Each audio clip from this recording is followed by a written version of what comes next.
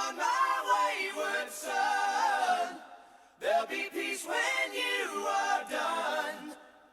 Lay your weary head to rest. Don't you cry no more. Welcome to another episode of Action Video Game Talk. I'm your host, Scott Action Jackson. Thanks for joining me today, or tonight, or whenever you're watching or listening to this episode. I do have a new list of news articles to go through, so let's hop right into it. The Pokemon Company has announced Pokemon Go, a new mobile game for Android and iOS devices developed by Niantic. Pokemon Go will be available for download free on the App Store and Google Play in 2016. It will see fans searching real-world locations to discover, trade, and battle Pokemon. Players will be able to use a separate Bluetooth device for their phone that the Pokemon Company is dubbing a Pokemon Go Plus, which was developed and manufactured by Nintendo. This device will alert players to nearby events, such as Pokemon in the vicinity. With flashes and vibrations, players will be able to catch them with the press of a button. When I first saw the trailer, this teaser trailer that came out, which I think is available on, the official Pokemon Company YouTube page, and maybe their Facebook page, but the first one I saw was through, the Japanese version of the Pokemon Company. When I first started watching it, it's like, oh my God, this is the way Pokemon should be. We will actually be able to leave the house, leave your homes, and searching, to use the term from the Pokemon theme, searching far and wide for Pokemon. I mean, there's many memes online through Facebook and other sources that are actually exploring humorous ways that this could be done, and it's like, yeah, you can end up having to go to another country to find some Pokemon, or you could just end up going down and around the corner. And yes, this could be true. But then again, something like this you have to be careful with. I mean, especially the people who are going to be making this. And the trailer itself, the first trailer, there was a few things that was pointed out about the trailer. The trailer showed the first generation of Pokemon. And a majority of the people playing this app thing look to be adults. So this is probably going to be targeting those who have been fans of Pokemon, either the game, this cartoon series, cartoon anime series, the manga. So those who have been following it since the beginning, or at least either from the beginning or from the more recent Game Boy Advance Red Fire Leaf Green games. And when this trailer showed and everything that was shown in the majority of the first, of most of it, like I said, this looks like the way a Pokemon game actually going out and looking for these creatures, like if it was an actual real life world of Pokemon where you had to go and find them. But then on the American version of the trailer, it kind of shot my expectations down, because a majority of the trailer showed, you and whoever's watching this is seeing the Pokemon actually laying down somewhere or looking up and around, and little signs and arrows pointing around and all throughout the air and stuff. But at the end of the trailer, it showed, oh look, there's a Pikachu on my phone that I had to fight. Yeah. That shoots down lots of people's expectations, but between now and when this game app finally comes out, they have a lot of time that they can work on it. And this is supposed to be coming out next year in 2016, but we don't have an actual official date, which I think they have time to actually determine when and where, well, more or less when this game can come out next year. Which, if they do it late next year, that does give them a lot more time to work on it. Then again, I don't know if that many people want to actually go out and travel in the snow of winter and stuff to search for Pokemon. We haven't heard much about Gravity Rush after a sequel was hinted at a few years back, but Sony finally gave fans plenty to be excited about at its pre-Tokyo Game Show press conference. Not only will the V-darling Gravity Rush receive an HD remake for PS4, a sequel to the game is currently in development.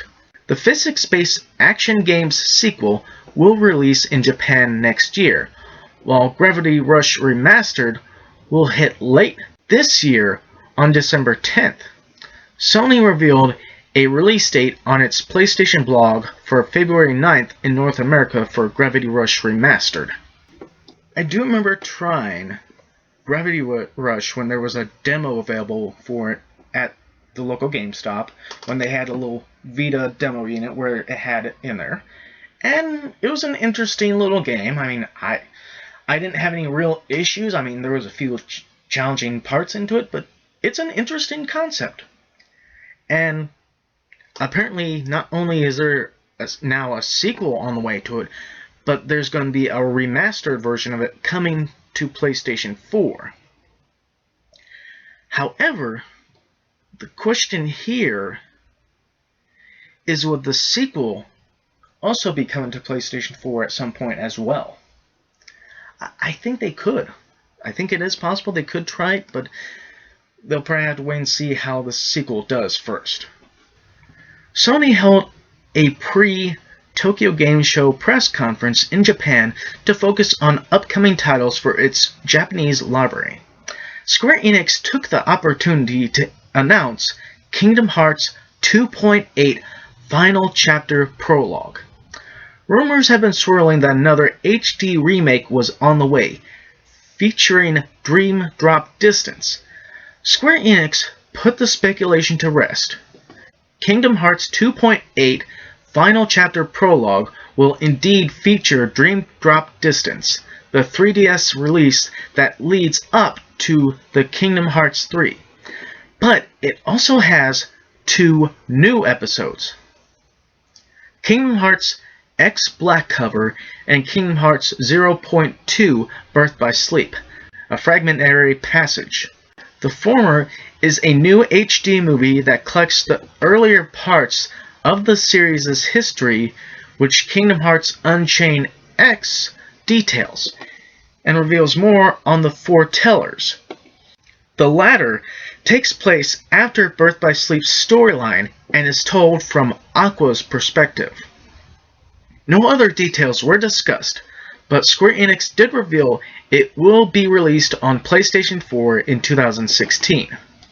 For a long while, there's been people talking and speculating before the Tokyo Game Show that Square Enix was actually going to talk about this one little leaked thing that was put up during, I guess, their pre-E3 press conference. And it was accidentally leaked. There was some kind of Kingdom Hearts 2.9, something to lead into the Kingdom Hearts 3. And a lot of people were expecting it to feature Dream Drop Distance, the 3DS game. And, well, Square Enix has officially confirmed that there is another thing that's coming out that's going to tie into Kingdom Hearts 3. It is going to feature Dream Drop Distance. However, it's going to include some additional things that people weren't quite expecting. I mean, this Kingdom Hearts X Black Cover, Kingdom Hearts 0.2 Birth by Sleep, I don't know. I mean, it's nice they're adding on and maybe trying to fill some gaps as far as the time frame and history of Kingdom Hearts. I mean, that itself is nice. But if they're just adding more shit, and I do mean that adding, not helping tell stuff, but just adding onto the piles of what's going on, or who's this, what's... I mean, that right there is just a bunch of bullshit, if they do that. Now, this is supposed to be coming out for PS4 in apparently 2016, just like about just about everything now. If it's not coming out this year, it's coming out next year. However, Kingdom Hearts 3, I thought was going to be out next year as well. So if we're lucky, this will be out maybe months prior to the third game. If we're lucky. I mean, this could come out early 2016. And Kingdom Hearts 3 could come out like late 2016, so that would give them more time. But me personally, I'm kind of glad that they're throwing out at least something more. I was hoping, and really hoping, that they were going to re-release the 1.5 and 2.5 collections onto a PS4 format, because not everyone still has their PS3s, but then again, some people still do, and they have those collections to go back on.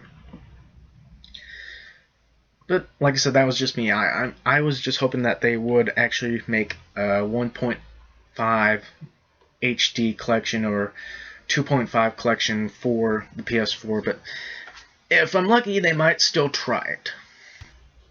Well, that does it for this episode of Action Video Game Talk. Once again, thanks for joining me today, or tonight, or whenever you're watching, or listening to this episode. Down below, I will have the links to Facebook, and if you want to go and put any comments, chat if you want down there.